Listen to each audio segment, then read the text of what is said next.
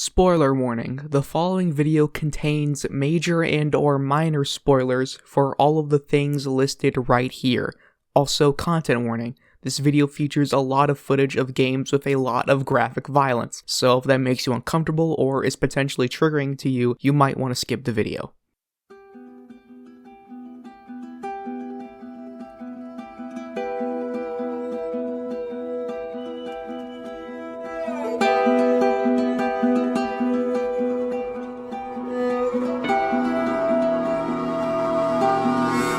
The Last of Us is a game I cherish with all my fucking heart. It's one of my favorite games ever made, and yeah, you've probably heard that from everyone who's talked about it, but that's just because it really is that damn good.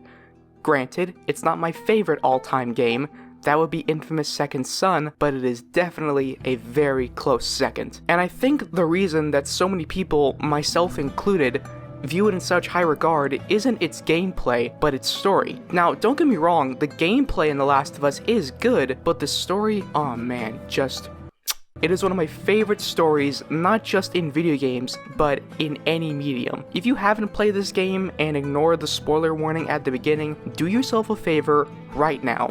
Click off this video and go play The Last of Us, or watch somebody else play it if you don't have a PS3 or a PS4. Or a PS5. Also, you should probably have a box of tissues on standby while you're doing that, because there are gonna be some tearjerkers in there. Alright, that was your last warning, now let's get on with the rest of the video. Alright, so after all the shit I just said, it should be no surprise to you that The Last of Us Part 2 was one of my most anticipated games of all time. Finally, the long-awaited sequel to Naughty Dog's masterpiece. The trailers and gameplay demos were exciting, it looked gorgeous, and I couldn't wait to see what direction Naughty Dog were gonna take this story in after Joel and Ellie's zombie-infested cross-country road trip. Hell, even when the leaks came out before the game's release and spoiled Joel's death and that you would have to play as his killer, it didn't hurt my excitement at all. In fact, it made me more excited for the game, because I love when storytellers are willing to take big risks and not just stick to the same formula. It shows ambition, and I love that kind of stuff. And when I first played the game, I loved it.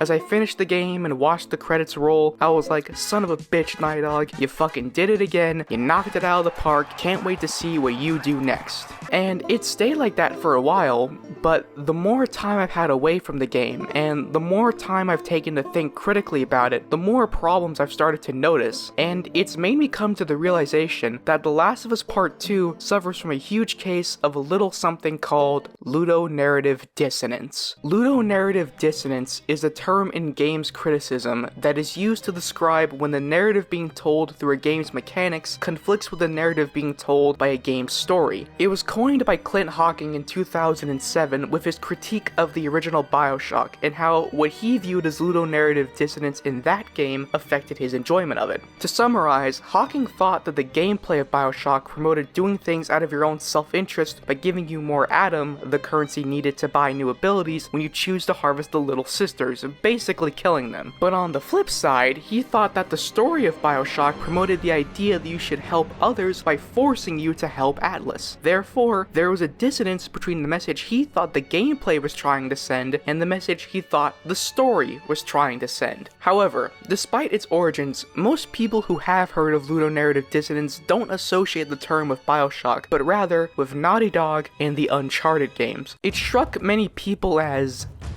questionable that in the Uncharted games, the story makes Nathan Drake out to be this charming, likable scoundrel who just wants to travel the world and find treasure like a modern-day Indiana Jones. Whereas in gameplay, he is a mass murderer with a body count in the thousands. Now, I totally get where people who criticize the Uncharted games for this are coming from, but personally, it's never really bothered me. It's because I view the Uncharted games much like how I view popcorn action flicks like Die Hard and Con Air. Great fun, super entertaining, and not meant to be thought about too much. They're just trying to be fun, action-adventure romps, and there's nothing wrong with that. Not every piece of art has to be this deep, complex story with tons of symbolism and heavy themes that say something profound about the human condition that scholars around the globe will study for many generations to come. Don't get me wrong, that type of shit is my jam, but not everything needs to be that way. If they did, we wouldn't have any of these games or movies, and many other classics like Doom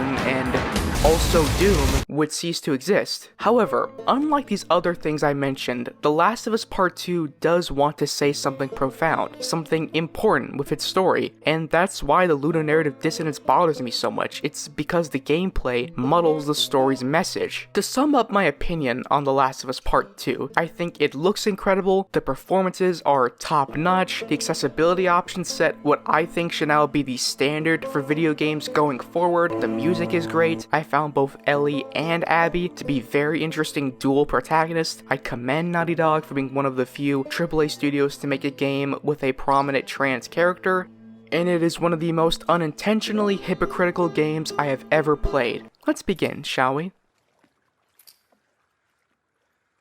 It's no secret at this point that video games can be pretty violent.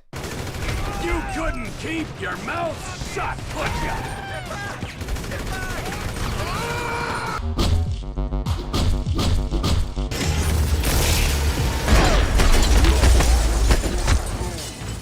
And with most games that feature this extreme violence, it's never really addressed or talked about, or if it is talked about, it's usually not a serious discussion that carries through the entire game. The same cannot be said for The Last of Us Part 2. It's made crystal clear from examining both the gameplay and story that the game is trying to say something about violence and the effect it has on others and ourselves when we commit violent actions. From Joel being murdered by Abby as revenge for massacring the Fireflies, including her father at the end of the first game, to all of Abby's friends being brutally murdered by Ellie as revenge for Joel's murder, to Ellie losing not only some fingies, but also Dina and the child they've been raising together because of her leaving them to hunt for Abby. The story is trying to tell us that violence is a destructive cycle and will only lead to you losing what you love. Basically, violence is a big no-no. Granted, that's not the only thing the game is trying to say. It also has themes about revenge, hatred, empathy, forgiveness. Look at how cool our rope physics are. But the reason I want to focus on the theme of violence and how much violence sucks is because 1, it's not only one of the game's biggest overarching themes, but also 2, it's where the game fails the most because it never fully commits to that theme in gameplay. Let's talk about the gameplay in The Last of Us Part 2. Like the first game, The Last of Us Part 2 is mainly a third-person shooter /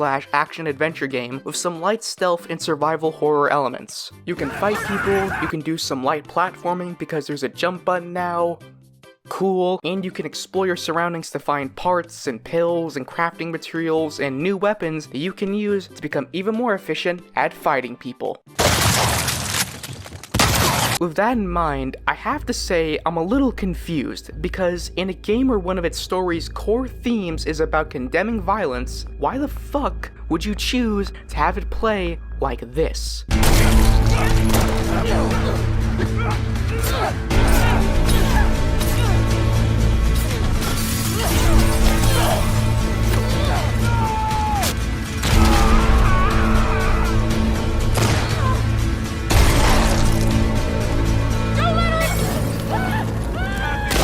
Aside from the melee aspect of it, combat in The Last of Us Part 2 feels almost identical to nearly every other AAA third-person shooter on the market. The violent actions I commit during gameplay, just like in those other games, feel good. They feel satisfying. They give me that exact same rush of dopamine in my caveman brain. In fact, because of the limited number of resources the game gives you and the admittedly very impressive enemy AI, being able to efficiently take out these guys was even more satisfying at times than in other games. It was as if I was solving a puzzle in the midst of blowing people's heads off. Taking on an entire group of enemies and coming out alive made me feel like a badass, which is the last thing I should be feeling in a game that's trying to tell me how bad violence is. The worst part is that this could have easily been done so much better. Do you know what would have actually made me think about my violent actions during gameplay? If the game actually punished me for them, but it never does. Whether you sneak past enemies like Sam Fisher or go full Rambo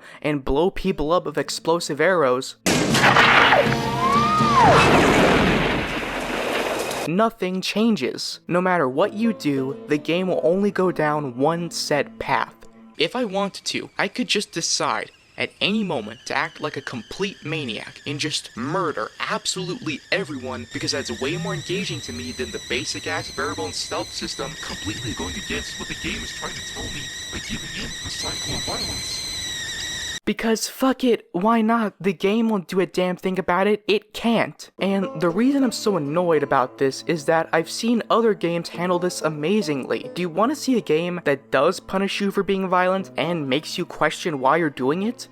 Undertale. In Undertale, if you decide to kill everyone, and I mean everyone, and go on a genocide run, the game will make you hate yourself. You'll no longer be able to interact with these amazing and well-written characters once you choose to kill them. You have to walk through the exact same areas over and over and over again to find every enemy encounter. You have to fight Sans at the end of it all in a ridiculously hard boss fight. And to cap it all off, once you've beaten the game, you won't be able to play it again unless you sell your soul to Chara, meaning that if you decide to go on a pacifist run afterwards and let everyone live, instead of the heartwarming happy ending you normally get, it's instead heavily implied that Chara just kills them all anyway. It does the whole violence is shitty thing way better than The Last of Us Part 2, and it came out in 2015. Come on, Naughty Dog, you should have taken a few notes. I told you this would be on the test. Another game that does this very well is Dishonored. In Dishonored, there's this mechanic called chaos, and how it works is that certain actions such as getting caught, bodies being found, letting alarms be rung, and most importantly, killing people will cause your chaos level to rise, whereas successfully sneaking by enemies and letting them live will decrease your chaos level. And throughout the game, how high or low your chaos level is affects various aspects of both the story and gameplay. If you have a high chaos level, the story will grow darker and the gameplay will become harder because areas will start to have more enemies. And if you have a low chaos level, the opposite occurs. The story will grow lighter and areas will start to have less enemies, making the gameplay easier. The Last of Us Part 2 could have done something similar and it would have been really cool and also would have helped to drive home the message about violence,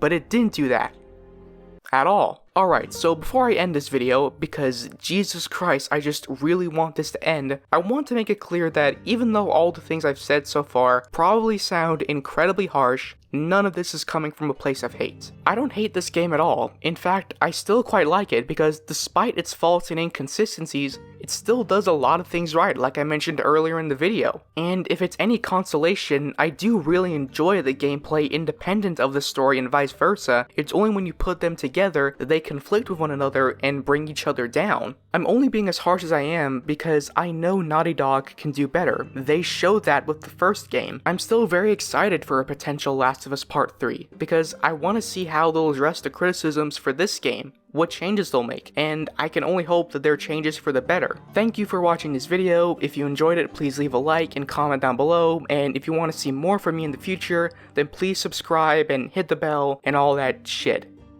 I'm gonna go play Infamous Second Son now.